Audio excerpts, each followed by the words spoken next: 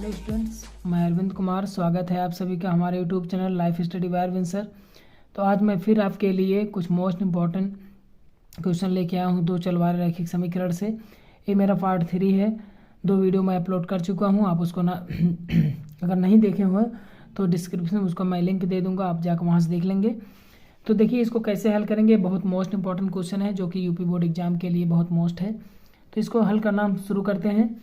तो देखिए, तो यहाँ पर लिखेंगे हल। तो देखिए पेन चेंज कर रहे थे हम। तो इसको पहले है, देखिए यहाँ सब में एक का गुणांक है तो यहाँ मान लेंगे हम 1/x - 1 इक्वल टू मान लेते हैं p, और 1/y - 2 इक्वल टू q मान लेते हैं। तो यहाँ देखिए 5 है तो यहाँ हो जाएगा 5p plus q equal to 2। ये समीकरण मेरा फर्स्ट हो जाएगा। इसमें करेंगे तो 6p minus 3q equal to 1। ये समीकरण मेरा 2 हो जाएगा। देखिए अब क्या करेंगे, अगर हम समीकरण पहले में अगर 3 से गुणा कर दें तो एक पक्ष कट जाएगा, p का मान आ जाएगा। तो लिखेंगे समीकरण 1 में 3 से गुणा करने पर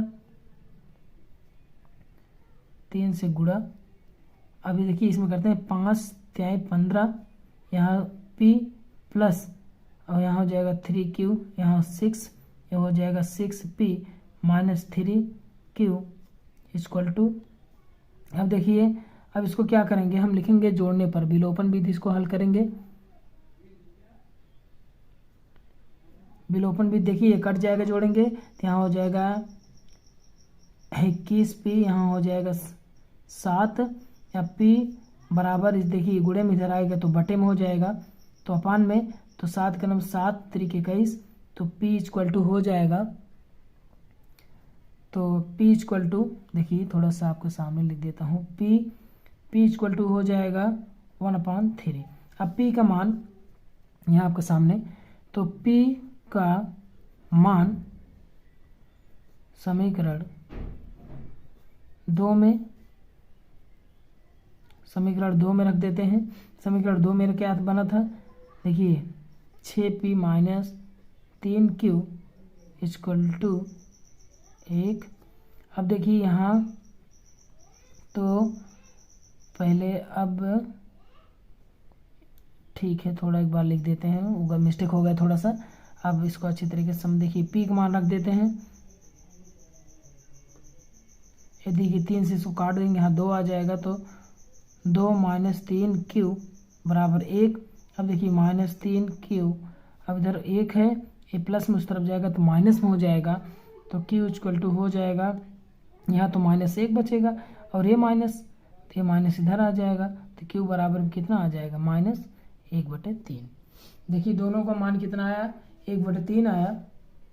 तो अब इसको क्या करेंगे, लेकिन हम यहाँ से देखेंगे थोड़ा सा कि हम माने क्या थे, कि p बराबर माने थे 1/, वो देखिए यहाँ माने हैं ना, p बराबर माने थे 1/x, तो p बराबर 1/3 आया है।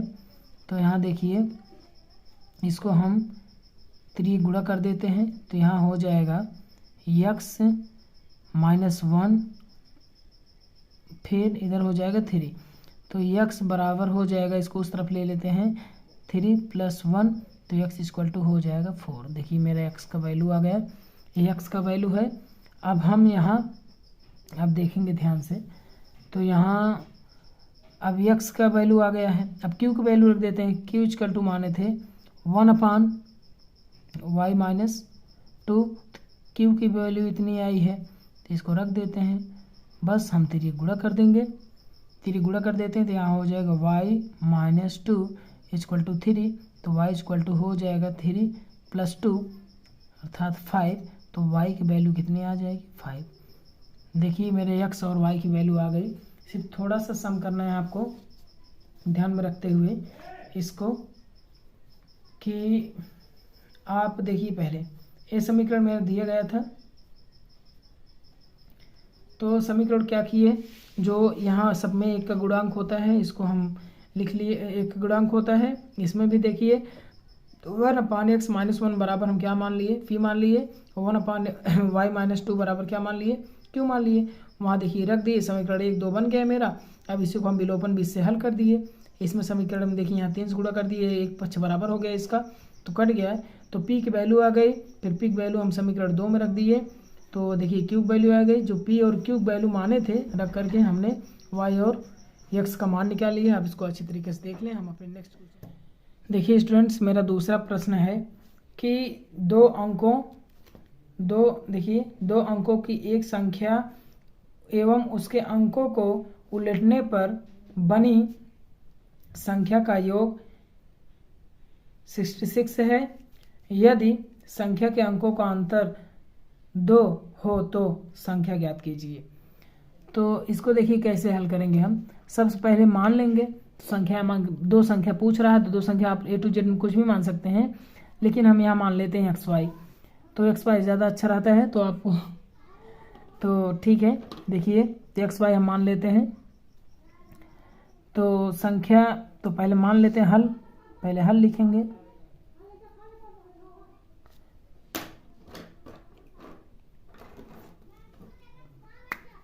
तो देखिए हल लिखेंगे तो सबसे पहले दो अंकों की एक संख्या, मान लीजिए हम दहाई अंक x मान लेते हैं और इकाई अंक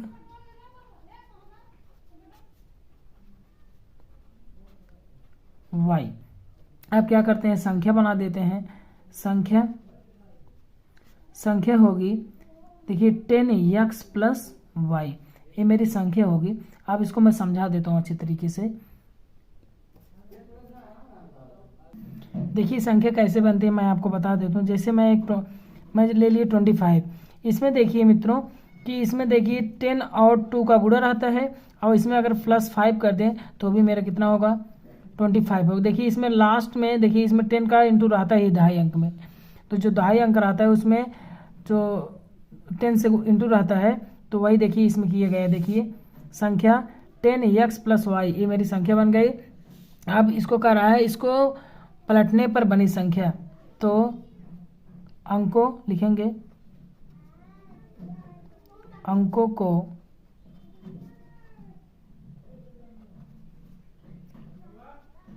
पलटने पर बनी संख्या। तो इसको हमको पलट देंगे, बस 10 होगा y के साथ में हो जाएगा 10y + x, ये मेरी नई संख्या बनी, ये नई संख्या है। अब देखिए मेरी संख्या बन गई। अब देखिए दोनों का योग कर रहा है, दोनों का योग, तो पहली संख्या का योग और दूसरी संख्या का योग है 66। अब इसको जो देखिए 10x और 1x 11x, और यहाँ देखिए y और 10y हो जाएगा 11y = 66। अब इसे यहाँ 11 कॉमन कर लेते हैं, दोनों पक्ष में देखिए है, यहाँ हो जाएगा x + y = 66। अब देखिए इंटू में इधर जाएगा तो ये डिवाइड हो जाएगा, तो ये 11 से 66 डिवाइड होगा तो यहाँ 6 होगा। ये मेरा देखिए पहला समीकरण बन गया है। अब देखिए मित्रों हम दूसरा समीकरण अपना बनाएंगे।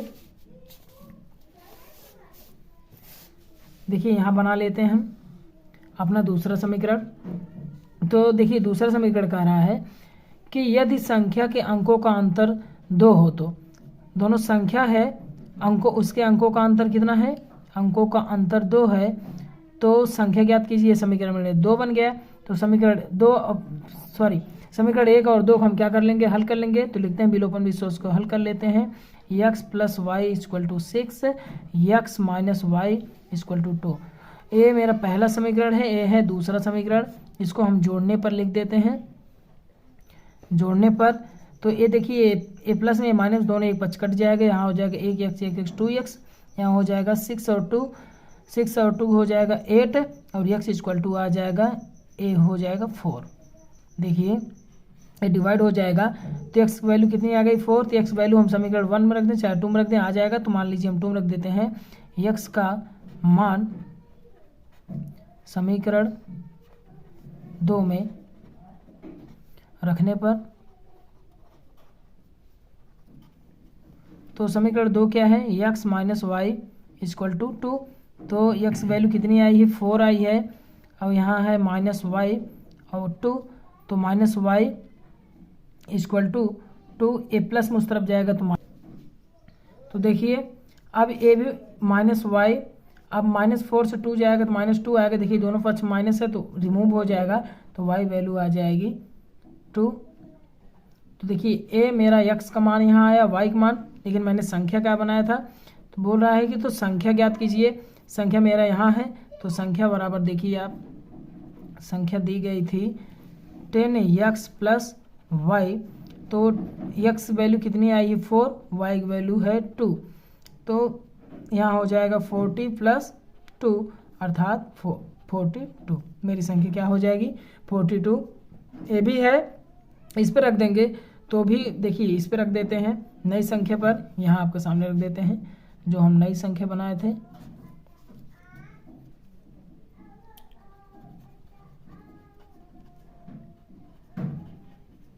ये मेरी नई संख्या थी, तो y की वैल्यू 2 आई है और x की वैल्यू 4 आई है, तो हो जाएगा 20 प्लस 4, तो हो जाएगा 24। देखिए ये नई संख्या और ये पहले जो बनाए थे, तो देखिए 42 और ये आपका आंसर यही हो जाएगा। इसको आप अच्छे तरीके से समझ लें प्रश्न को, ये पूछने जाने के बाद देखिए ये 2 बार पूछा गया है 2019 2020 में। तो अब हम अपने नेक्स्ट क्वेश्चन पर बढ़ते हैं, आप इसका स्क्रीनशॉट ले सकते हैं। देखिए स्टूडेंट्स मेरा तीसरा सवाल है कि एक आयताकार मैदान की लंबाई में 2 मीटर की कमी और चौड़ाई में 2 मीटर की वृद्धि कर दी जाए तो क्षेत्रफल 10 वर्ग मीटर बढ़ जाता है, परंतु यदि लंबाई में 2 मीटर की वृद्धि और चौड़ाई में 3 मीटर की कमी कर दी जाए तो क्षेत्रफल 45 वर्ग मीटर कम हो जाता है। तो मैदान की लंबाई चौड़ाई ज्ञात कीजिए। तो देखिए इसमें, तो ये देखिए प्रश्न उत्तर प्रदेश 2022 में एक बार पूछा भी गया है, बहुत मोस्ट है। इसको हम देखो हल करते हैं। तो पहले लिखेंगे हल, तो इसको मान लेते हैं हम, माना आयताकार मैदान की लंबाई हम मान लेते हैं x मीटर और चौड़ाई मान लेंगे y मीटर। देखिए इसको मान लिए। अब इसमें कह रहा है यदि लंबाई में 2 मीटर कमी, तो पहले ध्यान दीजिए इसका क्षेत्रफल क्या होगा। तो आयत का क्षेत्रफल आपको पता होना चाहिए कि होता है लंबाई गुणे चौड़ाई और मीटर में दिया है तो हो जाएगा वर्ग मीटर। तो ये मेरा क्षेत्रफल हो गया। अब कह रहा है कि यदि लंबाई में 2 मीटर, देखिए इसकी लंबाई हम x मान लिए, चौड़ाई y मान लिए, तो इसका क्षेत्रफल x और y वर्ग मीटर हो जाएगा। तो अब इसकी अगर लंबाई में हम 2 मीटर देखिए कमी कर रहा है तो x -2 करेंगे और फिर चौड़ाई में 2 मीटर की वृद्धि कर रहा है तो y +2 कर देंगे। वृद्धि के लिए प्लस कर देंगे और कमी के लिए माइनस कर देंगे। और क्षेत्रफल क्या होता है लंबाई गुणे चौड़ाई, और क्षेत्रफल कितना हो जाता है 10 मीटर वर्ग बढ़ जाता है। क्षेत्रफल मेरा क्या था x y और क्या हो जाता है 10 मीटर वर्ग मीटर बढ़ जाता है। इसको समीकरण को हम पहले बना लेते हैं। इसका इसमें इंटू करेंगे हो जाएगा x y, यहाँ हो जाएगा 2x, इसका करेंगे तो -2, y इसका करेंगे तो -4 हो जाएगा। इधर है x y + 10।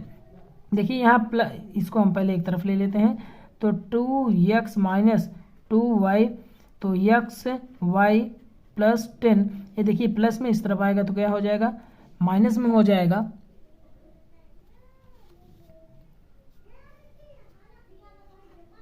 ये माइनस में हो जाएगा और ये देखिए ये प्लस माइनस में तो इधर आके प्लस में हो जाएगा।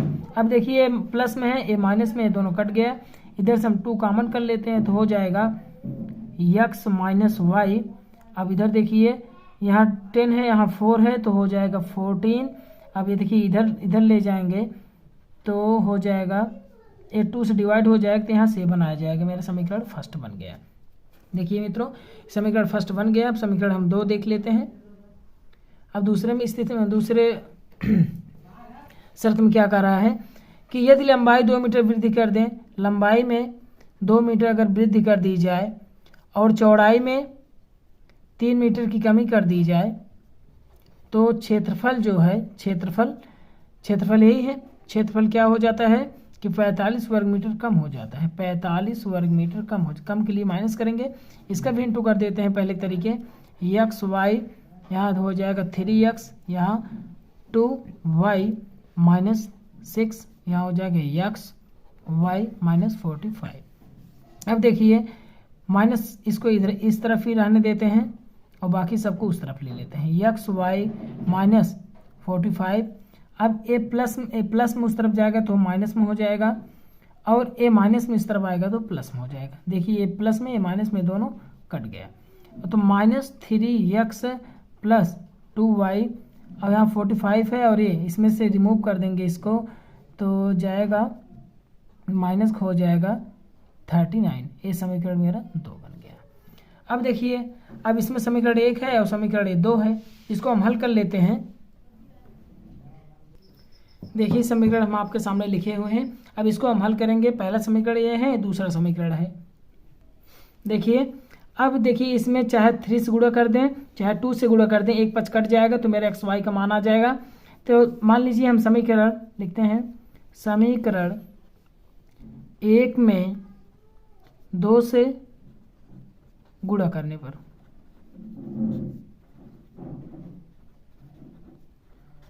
पर इसमें 2 से गुणा कर देते हैं, हो जाएगा 2x minus 2y equal to यहाँ हो जाएगा 14। अब इसको समीकरण यहाँ हम 2 लिख लेते हैं, plus 2y equal to minus 39। अब इसको जोड़ने पर लिखेंगे तो ये देखिए जोड़ने पर ये दोनों प्लस माइनस में ये दोनों रिमूव हो जाएगा। अब माइनस 3x प्लस 2x जाएगा तो माइनस x बचेगा, और यहाँ माइनस यहाँ से देखिए यहाँ आएगा 5 और इससे यहाँ जाएगा तो आएगा 2 माइनस का 25, तो x इक्वल टू ए भी माइनस माइनस रिमूव दोनों बच्चों से, तो यहाँ आ जाएगा 25। देखिए मेरी x वैल्यू आ गई। अब यहाँ देखिए x के वैल्यू हम समीकरण 1 में रख देते हैं, तो यहाँ लिखते हैं x का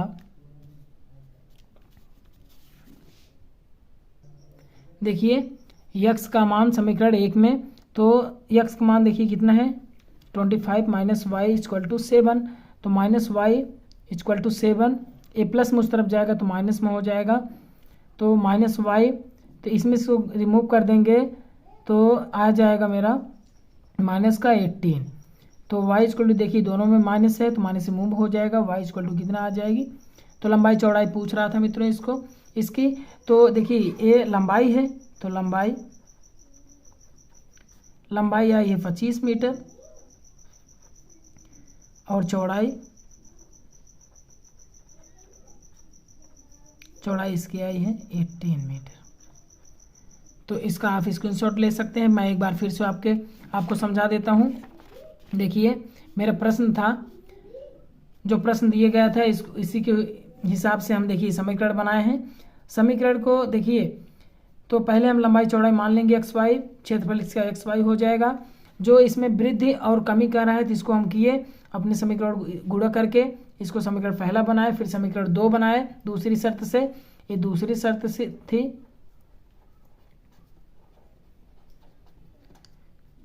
ये पहली शर्त थी। इसी प्रकार समीकरण फर्स्ट और सेकंड बना करके हमने देखिए गुणा किया और मेरा देखिए मेरा लंबाई और चौड़ाई इसमें ज्ञात हो गया आयताकार मैदान का। तो आप इसको अच्छी तरीके से समझ लें।